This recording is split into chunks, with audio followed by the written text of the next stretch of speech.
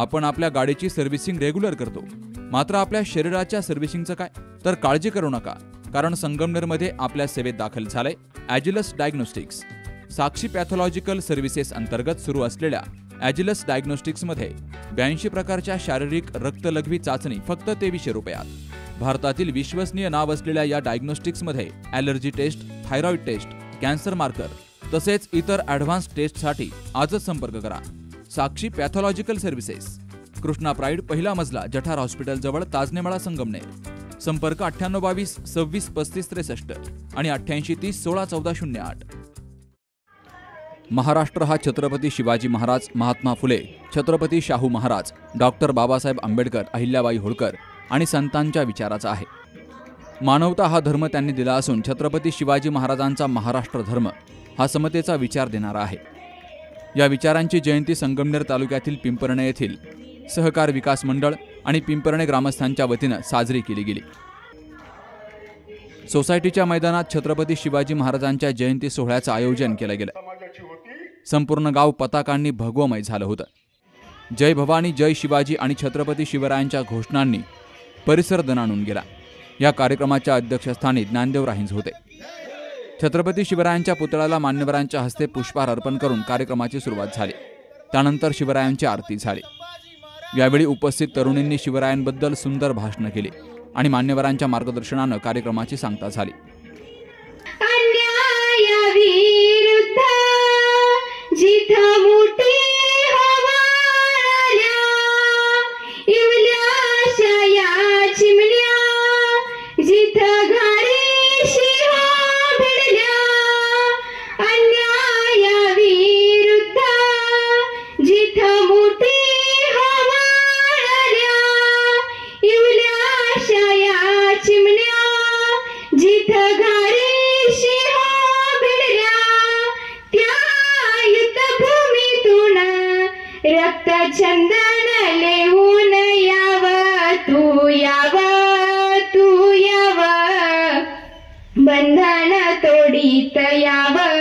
छत्रपती शिवाजी महाराजांचा जन्म 19 फेब्रुवारी 1630 रोजी पुणे जिल्ह्यातील शिवनेरी या गावी झाला. छत्रपती शिवाजी महाराजांच्या आईचं नाव राजमाता जिजाऊ आणि वडिलांचं नाव महाबली शहाजीराजे भोसले. छत्रपती शिवाजी महाराजांनी जे जे काम केलं ते काम खऱ्या अर्थाने मानवी मूल्यांसाठी केलं. सामाजिक समता, बंधुता आणि न्याय या गोष्टी डोळ्यासमोर ठेवून खऱ्या अर्थाने केलं. वयाच्या अवघ्या 15व्या वर्षी त्यांनी स्वराज्याची स्थापना केली. मित्रांनो, आपण बघितलं असेल की अगदी 15व्या वयामध्ये आपला मुलगा बघितला तर त्याला कपडे आपल्याला घालावे लागतात, परंतु 15व्या वर्षी रायरेश्वराच्या मंदिरामध्ये जाऊन निवडक माल्यांना बरोबर घेऊन त्यांनी स्वराज्याची स्थापना केली. त्यावेळेस स्वराज्याची स्थापना करणं म्हणजे सोपी गोष्ट नव्हती मित्रांनो. अनेक शत्रू छत्रपती शिवाजी महाराजांच्या समोर होते. अनेक शत्रू होते. या शत्रूला हद्दपार करत छत्रपती शिवाजी महाराजांनी अनेक कामं केली. शिवरायांना स्नान घालून धन्य धन्य झाल्या. दिमी पाऊले टाकीत त्या रुद्राचा अवतार, दिमी पाऊले टाकीत त्या रुद्राचा अवतार. अधीर हृदयातून उमटला हर्षले जयकार, अधीर हृदयातून उमटला हर्षले जयकार. मुद्रा छत्रपती शिवरायांना त्या रयतेच्या राजाला, ज्याच्या भक्तीला जोड नाही, शौर्याला तोड नाही, जो अथांग आहे सागरा समान, ज्याचं छत्र म्हणजे आभाळ समान, जो त्या सूर्याची शान, मराठ्यांच्या मनातला धगधगता स्वाभिमान आणि काळीबाई सह्याद्री ज्याला शत्रूचा अभिमान.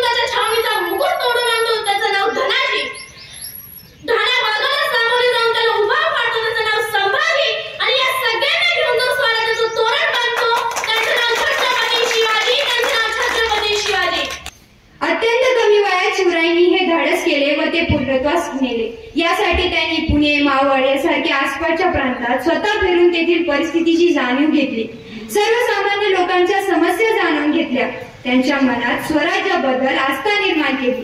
या त्यांच्या कार्यात त्यांना अनेक सहकार्याची साथ मिळाली. तानाजी मालुसरे, बाजीप्रभू देशपांडे, शिवा काशीद, मुरारबाजी येसाजी कंक यासारख्या अनेक सवंगड्यांच्या लढाईच्या काळात शिवरायांसाठी आपल्या प्राणाची बलिदान देताना मागे पुढे पाहिले नाही.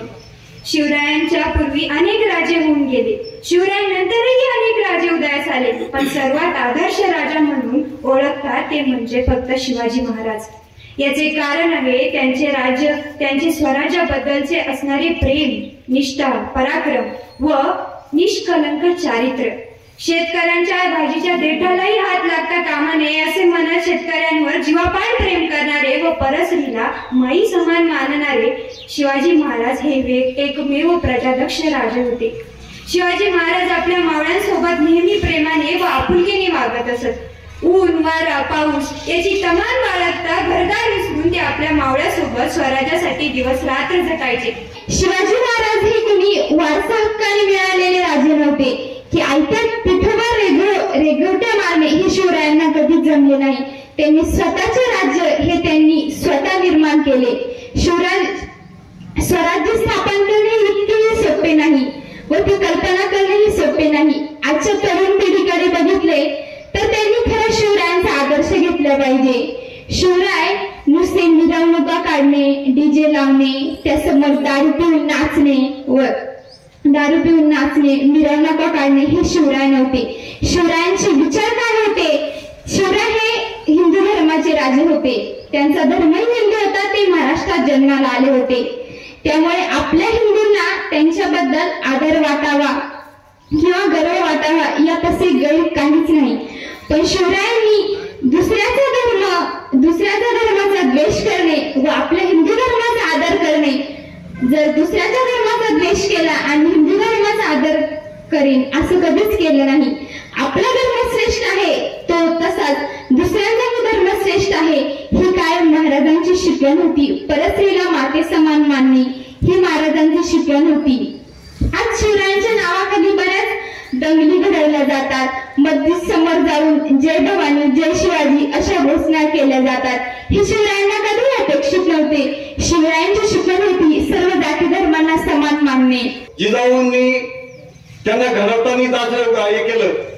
राजवाड्यासमोर राजनर्तक म्हणजे आपला कार्यक्रम चालू होता. तर तिथे शिवाजी महाराज गेल्यानंतर त्यांना कळालं तर जिजाऊन त्यांना मागं आणलं. म्हणे तुला बाहेर नाचणारा महाराज घडवायचं नाही तर तुला जनता राजा स्त्रीचं संरक्षण करणारा महाराज घडवायचं. म्हणजे अशा प्रेरणा त्या माणसांनी घेतलेल्या होत्या.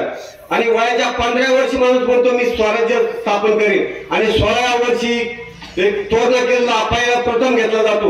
म्हणजे कुठं 16 वर्ष कुठं 15 वर्ष आणि आपल्या 50-55 वर्ष झालं आपल्याला कशातच काय झालं तर निदान त्यांचा एक जरी गुण घेतला तरी आपण आपल्या जीवनात यशस्वी होऊ. हे स्वराज्य निर्माण केलं आणि हे स्वराज्य निर्माण करत असताना त्यांच्या पुढे एक आदर्श होता. त्यांची आई जिजामाता आणि राजे त्यांचे वडील शहाजी यांनी जो आदर्श महाराजांना दिला त्या आदर्शातून शिवाजी महाराज घडले. आणि पिंपळणे गावचं मी भाग्य समजतो का 350 वर्षापूर्वी ही पिंपळण्याची विविध कार्यकारी सोसायटी जी आहे हिच्या प्रांगणामध्ये शिवाजी महाराजांचा जयंतीचा कार्यक्रम होत आहे. 350 वर्षापूर्वी पुण्यामध्ये शिवाजी महाराजांनी सहकारी सोसायटी काढली होती. त्यावेळेस गोरगरिबांना कोणाला धान्य नव्हतं, बी भरण नव्हतं, शेतीला बैल नव्हते. त्यावेळेस सहकारी सोसायटी काढून शिवाजी महाराजांनी हे रयतेचं कल्याण केलं. आणि अशा या महान नेत्याला आपल्या सर्वांच्या वतीनं मी सदस्य कोटी कोटी प्रणाम करतो. राजांना फक्त 50 वर्षाचं छोटं आयुष्य भेटलं. मी तर या ठिकाणी म्हणतो राजे जर अजून जगले असते तर राजांनी दिल्लीचं जत्त सुद्धा जिंकलं असतं आणि जिंकायलाच हवं होतं. राजे फक्त हे मराठ्यांचेच राजे नव्हते. त्या काळात मुघलांची महाराष्ट्रावर संपूर्ण देशावर सत्ता होती. दिल्लीच्या तख्तातून या देशाचा पूर्ण कारभार चालायचा, तर या दिल्लीच्या तख्ताला कोण शह देणार, यांना नेस्तनाबूत बिमोड कोण करणार? तर एक 15 वर्षाचा मावळा आईच्या शिकवणीतून, आईने केलेल्या त्यांना मार्गदर्शनातून ही प्रेरणा घेऊन त्यांनी आईच्या त्या मार्गदर्शनातून जे किल्ले काबीज केले, जे मराठी साम्राज्य निर्माण केले, मित्रांनो हे करणं सोपं नाही. प्रत्येकाने आपल्या भाषणात सांगितलं, महाराजांचे गुणगौरव घेतले, पण महाराजांचे जे गुणगौरव आपण तुम्ही आत्मसात केले सांगतो, हे आपण सर्वांनी आत्मसात केले पाहिजे. की छत्रपती शिवाजी महाराजांचे वडील शहाजीराजे एक अत्यंत पराक्रमी योद्धा होता, एक महान सरदार होते. काय होते छत्रपती शिवाजी महाराजांचे वडील शहाजीराजे पूर्वीच्या काळातल्या निजामशाही आणि आदिलशाही या दोन शाह्यांचे प्रमुख होते. लक्षात घ्या, निजामशाहीची राजवट होती, छत्रपती शहाजीराजे त्या निजामशाहीचे प्रमुख होते, आणि त्यानंतर आदिलशाहीची राजवट या देशामध्ये आली, त्याचेही प्रमुख छत्रपती शहाजीराजे होते. आणि दोन शाह्यांच्या प्रमुखांचा राजा सरदार, त्यांच्या पोटी जळमलेला मुलाला स्वराज्याचं स्वप्न पडतं. का पडतं?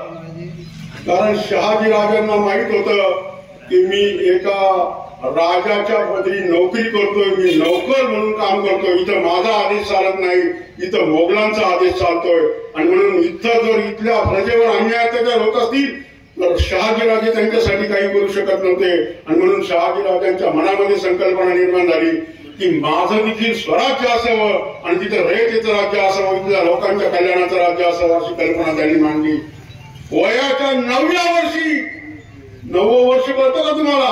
वयाच्या 9व्या वर्षी छत्रपती शिवाजी महाराजांना स्वराज्याचं स्वप्न पडलं, आणि वयाच्या 16व्या वर्षी छत्रपती शिवाजी महाराजांनी स्वराज्याचं तोरण मानलं. मित्रांनो, स्वराज्य स्थापन करणं म्हणजे काय? फक्त गडकिल्ले मिळवले म्हणून शिवाजी महाराज स्वराज्याची स्थापना केली आणि राजे झाले का? तर असं अजिबात नाही. तर छत्रपती शिवाजी महाराजांची प्रेरणा होती, शहाजीराजे आई जिजाऊ त्यांची प्रेरणा होती, आणि त्यांनी ठरवलं की आपल्या या स्वराज्यामधल्या जनतेवर आतापर्यंत अन्याय अत्याचार झालाय, इथल्या स्त्रियांवरती अन्याय अत्याचार झाला, इथल्या माणसांवरती अन्याय अत्याचार झाला, यांना कुठले हक्क अधिकार नव्हते.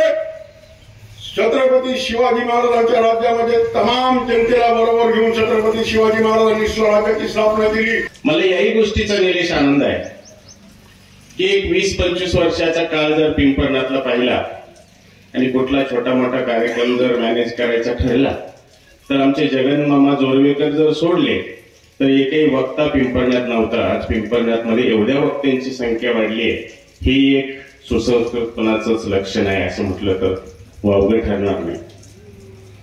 3 मुलींनी अतिशय छान अशी भाषणं या ठिकाणी केली, खूप छान विचारपूर्वक त्यांनी या ठिकाणी बोलले. ऍडव्होकेट निलेश रोम छान बोलले, आणि या सर्वांवर कळत चढवला ते आमचे मित्र संतोष रोम यांनी. आपल्या दिव्यांगत्वावर मात करत इतकं मनन चिंतन करून अतिशय छान अशा महाराजांच्या जीवनावरचा अभ्यास तर मांडलाच मांडला, पण शेतकऱ्यांच्या जीवनातले प्रश्न अतिशय तडफेने त्यांनी मांडले. त्यांना मी या ठिकाणी निश्चितपणे खूप खूप धन्यवाद देईल. या शिवजयंती सोहळ्यासाठी सरपंच नारायण मरभळ, सोसायटीचे चेअरमन नामदेव राहिंच, दादासाहेब देशमुख, शिवराम वागचौरे, संतोष रोहम, दिनकर ठोंबरे, सुभाष रामराव ठोंबरे, अण्णासाहेब राहिंच, भाऊराव राहिंच, बाळासाहेब गायकवाड, भागवत ठोंबरे, किरण रोहम, उत्तम नाना राहिंच, कोंडीराम बागुल, बंडू नाना देशमुख, विनोद साळवे, सतीश देशमुख, अजित देशमुख, मंजाबापू साळवे, गंगाराम वागचौरे, मदन देशमुख, बाबाजी पवार, निलेश सत्तर, निलेश बागुल, धनंजय वागचौरे, कल्याण जोरवेकर यांसह मान्यवरांची उपस्थिती होती. प्रास्ताविक मंजाबापू साळवे यांनी केलं तर सूत्रसंचालन निलेश बागुल यांनी केलं. Subhash Bhalerao, C news Marathi, Sangamner. लग्न सोहळा म्हटलं की कन्यादान, कन्यादान म्हटलं की फर्निचर, आणि फर्निचर म्हटलं की साई कमल फर्निचर.